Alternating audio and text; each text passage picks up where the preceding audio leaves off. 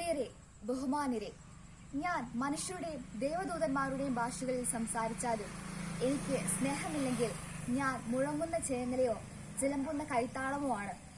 വിശുദ്ധ ഗ്രന്ഥത്തിൽ കൊറിന്തോസ്കാർക്ക് എഴുതിയ ലേഖനത്തിൽ പൗലോസ് അപ്പസ്തോലൻ പറയുന്നതാണ് ഈ വചനം.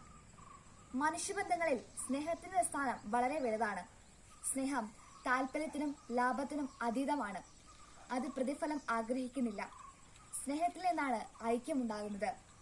അവർ എല്ലാവരും ഒന്നായിരിക്കട്ടെ എന്ന് യേശുവിന്റെ ആഹ്വാനം ഉൾക്കൊണ്ട് 1943 നോർത്ത് ഇറ്റലിയിലെ ട്രെൻഡിൽ ഫൊക്കലേർ പ്രസ്ഥാനം തുടക്കമിട്ടപ്പോൾ അത് ലക്ഷ്യമിട്ടത് സാർവത്രിക സാഹോദര്യവും ഐക്യവുമായിരുന്നു.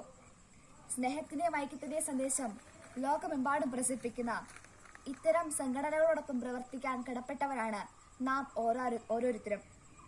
ലോകരാഷ്ട്രങ്ങൾ തമ്മിൽ, സംസ്ഥാനങ്ങൾ തമ്മിൽ, എന്തിനേറെ പറയണം, മക്കളും മാതാപിതാക്കളും തമ്മിൽ കലഹങ്ങളും വിദ്വേഷവും വർദ്ധിച്ചു വരുന്ന ഈ കാലഘട്ടത്തിൽ സ്നേഹത്തിന്റെയും ഐക്യത്തിന്റെയും സന്ദേശം പ്രചരിപ്പിക്കുക എന്നത് നമ്മുടെ ഉത്തരവാദിത്തമാണ്.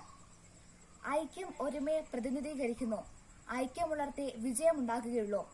ഐക്യമുള്ള ആളുകൾ സ്വന്തം സ്വാർത്ഥ ലക്ഷ്യങ്ങൾ തൃപ്തിപ്പെടുത്തുന്നതിന് പകരം ഒരു പൊതുവായ ലക്ഷ്യത്തിനു വേണ്ടി പ്രവർത്തിക്കാൻ ആഗ്രഹിക്കുന്നു. പരസ്പരം സ്നേഹിക്കുന്നു. സഹായ സഹകരണങ്ങൾ നല്ല മാർഗനിർദ്ദേശങ്ങൾ നൽകുന്നു.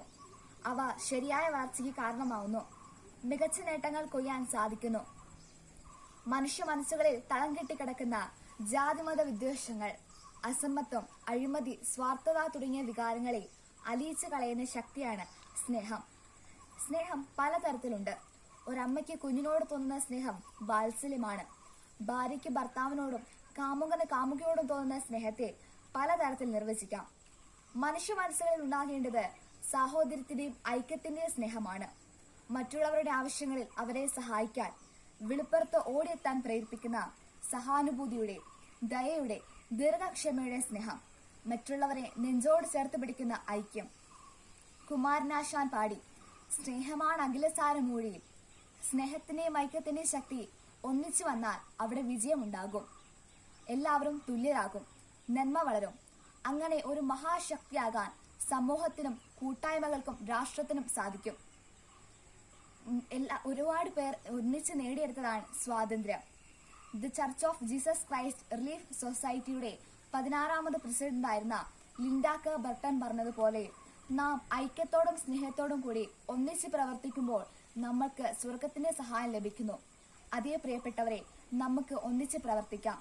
ഐക്യത്തിനും സ്നേഹത്തിനും വേണ്ടി സ്നേഹത്തിന്റെ മഴവില്ലുകൾ ഹൃദയങ്ങളിൽ സൃഷ്ടിക്കാം. നല്ല നാളേക്കായി പ്രാർത്ഥിച്ചുകൊണ്ട് ഞാൻ എന്റെ വാക്കുകൾ ഉപസംഹരിക്കട്ടെ. നന്ദി, നമസ്കാരം. ജയ് ക്രൈസ്റ്റ്.